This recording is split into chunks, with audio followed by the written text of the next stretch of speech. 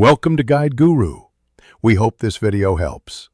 You start by powering off the Apple Watch and removing the band so nothing obstructs the edge.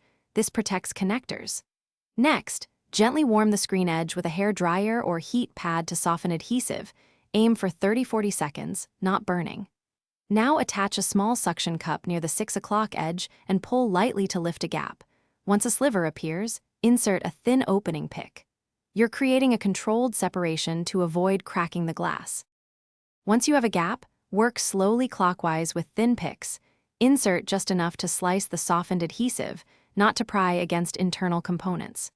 Keep the suction cup attached to maintain the gap while you advance. This prevents sudden snaps. As you free one side, lift the display slightly and locate the battery connector.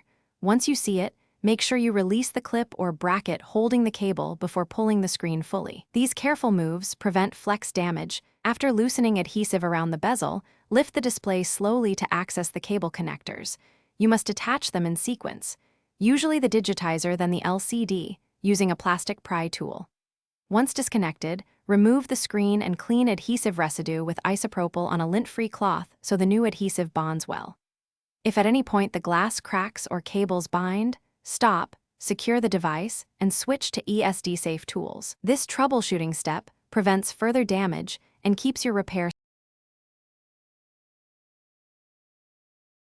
Thanks for watching. Consider subscribing if we helped you today.